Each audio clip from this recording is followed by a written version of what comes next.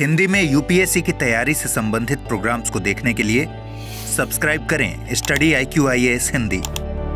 नमस्कार, बहुत बहुत स्वागत है आप सभी का स्टडी IQ-IAS हिंदी में। मेरा नाम है अतुल जैन।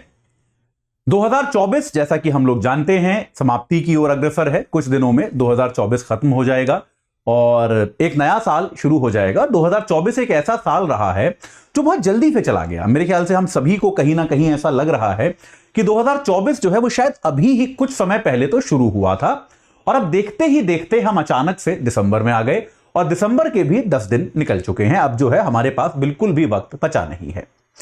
तो एक विद्यार्थी के तौर पे, एक एस्पिरेंट के तौर पर आपके पास सबसे कीमती, सबसे बहुमूल्य जो वस्तु होती है वो होता है समय। समय से कीमती आपके लिए कुछ नहीं है, समय से ज्यादा महत्वपूर्ण आपके लिए कुछ भी नहीं है। तो ऐसे में आपके लिए अगर समय बहुत तेजी से निकल गया तो आपके लिए यह चिंता का विषय है। तो आपके लिए यह बहुत जरूरी है कि ये जो वर्ष 2024, अब हम मान सकते हैं कि तकरीबन चला ही गया है, ये 2024 हमारा कैसा गया, इसका आप एक लेखा जोखा ले लें और यह भी आप समझें कि 2025 जो है, केवल सोचिए मत कि वो बेहतर होगा, बल्कि यह भी सोचिए कि वो बेहतर कैसे होगा। जब तक आप ये नहीं सोचेंगे तब तक क्या होगा, आपका 2025 बिल्कुल वैसा ही होगा जैसा आपका 2024 गया। ये मैं आपको तजुर्बे से, एक्सपीरियंस से बता रहा हूं।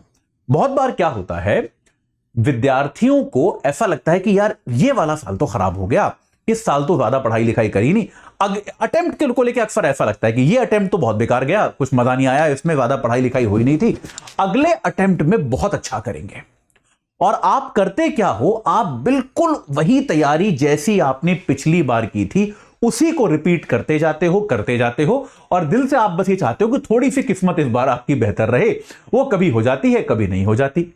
और परीक्षा के 2 दिन पहले आपको लगता है यार ये तो मैं बिल्कुल पिछले साल वाली स्थिति में हूं, अभी भी कोई फर्क नहीं है। ये लगता है, अगर आप में से कई लोग ऐसे होंगे जिन्होंने 2 या ज्यादा अटेम्प्ट दे रखे होंगे तो आप इस बात से रिलेट कर सकते हैं कि ऐसा आपके साथ हुआ होगा। तो अगर ऐसा आपके साथ हो रहा है तो यह बहुत जरूरी है कि आपके एनालिसिस में यह बहुत बड़ी कमी है कि आपने यह फर्क नहीं तय किया, आपने वो कॉन्क्रीट स्टेप नहीं सोचे कि यार 2024 की मेरी तैयारी में ये 5 गलतियां थी, ये 4 चीजें मैंने नहीं की थी, ये 10 चीजें मुझे और करनी चाहिए थी, तो 2025 में मैं पहले दिन से ये करूंगा। तो ये एनालिसिस कैसे करना है ये मैं आपको अगले 5 मिनट में केवल बताऊंगा। लेकिन चर्चा शुरू करने के पहले मैं आपको बता दूं कि अगर आप यूपीएससी 2026 या 27 में देने वाले हैं तो भाई हमारा P2I बैच जो है आप उससे जुड़ सकते हैं। 2026 और 2027 के लिए AJ लाइव कोड लगाना है आपको। 2026 के लिए आपको 28,999 का मिल जाएगा, 2027 के लिए आपको 34,999 का यह बैच मिल जाएगा। रोज 3 घंटे की live class, mentorship, daily practice questions, pre और मेंस दोनों की आपके प्रश्नों को जांच की जाएगी, दोनों की टेस्ट सीरीज मिलेगी, 18 किताबें आपके घर पहुंचेंगी और अगर आप प्री क्वालिफाई करते हैं तो आपको हम दिल्ली बुलाएंगे। आपका रहना, खाना, पढ़ना सब कुछ पूरी तरह से निःशुल्क होगा। अब एक बार समझने की कोशिश करते हैं कि यह पूरी प्रक्रिया जो है ये कैसे की जाए। सबसे पहले तो आप बनाइए एक लिस्ट और इस लिस्ट में रहिए थोड़े ब्रूटल और थोड़े ईमानदार, थोड़े कठोर बन के लिस्ट बनाइए कि 2024 में पहली सूची जो बननी चाहिए वो ये बननी चाहिए कि यार कौन सी चीजें जो थी वो अच्छी थी और कौन सी चीजें जो थी वो खराब थी। और ये लिस्ट आपके लिए और कोई नहीं बना सकता। कोई भी व्यक्ति, कोई भी विद्यार्थी आपके लिए ये लिस्ट नहीं बना सकता, कोई भी अध्यापक आपके लिए ये लिस्ट नहीं बना सकता। ये लिस्ट जो है ये आपको खुद बनानी पड़ेगी। इसके लिए आपको खुद मेहनत करनी पड़ेगी, खुद विचार करना पड़ेगा कि यार ये लिस्ट जो है ये कैसे बने। तो अब जैसे मान लीजिए इस वर्ष आपने क्या किया, आपने पुस्तकें पढ़ी, जो स्टैंडर्ड बुक्स थी आपने वो पढ़ी, सही बात है, लेकिन आपने ढंग से नोट्स नहीं बनाए या फिर आपने जो है क्लासेस अटेंड नहीं करी। आपने कोई बैच लिया था लेकिन क्लासेस अटेंड नहीं करी, लेकिन आपने टेस्ट दिए, ठीक है। उन टेस्ट के बाद आपने गलतियों का एनालिसिस नहीं किया, ठीक है। आपने गलतियां जो है वो ढूंढी, पाई, लेकिन उन पर विचार नहीं किया। आपने समाचार पत्र नहीं पढ़ा, मतलब ये लिस्ट जो है आपको एग्जॉस्टिवली बनानी पड़ेगी। अब ये जो सकारात्मक चीजें हैं ये तो सही है, इसमें कोई दिक्कत नहीं है।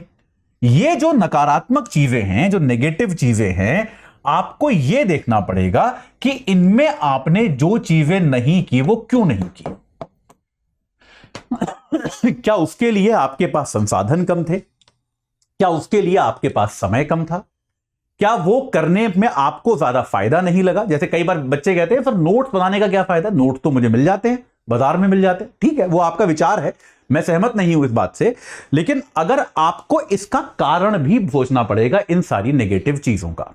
अब इन नेगेटिव चीजों का कारण सोचने के बाद आपको बनानी पड़ेगी इनकी एक रैंकिंग कि यार कौन सी चीजें हैं जिनको मुझे माइनस से प्लस में लेकर जाना है, जिसको मुझे नकारात्मक से सकारात्मक में 100% लेकर ही जाना है।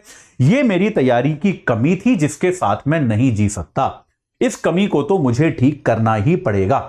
वो कौन सी चीजें हैं, ये एनालिसिस तो एकदम मैंडेटरी है। अगर आप ये कर लेंगे तो मान लीजिए आपने ऐसी 4 चीजें सोची, तो बेटा आपको करना यह है कि आप अपनी तैयारी के डे 1 से ही, भले ही आप और कुछ करें या ना करें, ये जो आपने ये वाली सूची बनाई है इसको शामिल करना शुरू कर दीजिए। डे 1 से आपको यह सुनिश्चित करना है कि यार आपने सोचा कि यार मुझे अखबार पढ़ना है एक, तो अखबार जो है वो फिर आप जरूर पढ़िए। आप उसके लिए भले ही आप किसी भी स्तर पे कहीं पर आप अपना समय छोड़ें, आप कुछ भी करें, लेकिन ये जो है ये आपको करना पड़ेगा। आपको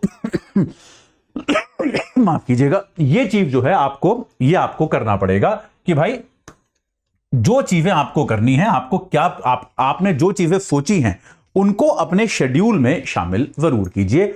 उनको अगर आप शामिल नहीं करेंगे तो आपको बहुत दिक्कत आएगी, तो इस सूची का कोई फायदा नहीं है।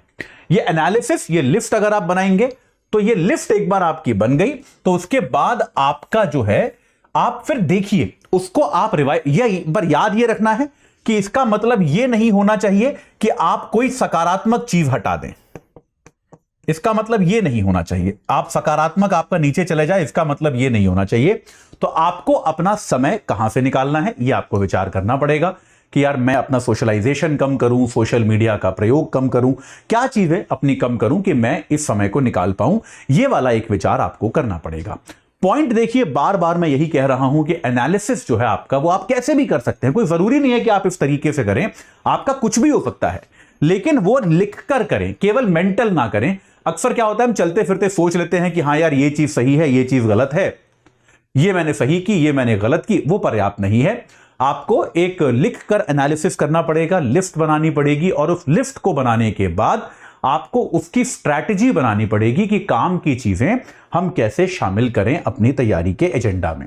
आप इनको बनाएंगे तो आप निश्चित तौर पे ये पाएंगे कि आपका 2025 जो है वो आपके 2024 से काफी ज्यादा बेहतर हो सकता है। और यही लक्ष्य है, यही आप करना भी चाहते हैं कि जैसा पिछला साल था उससे बेहतर ये साल जाना चाहिए।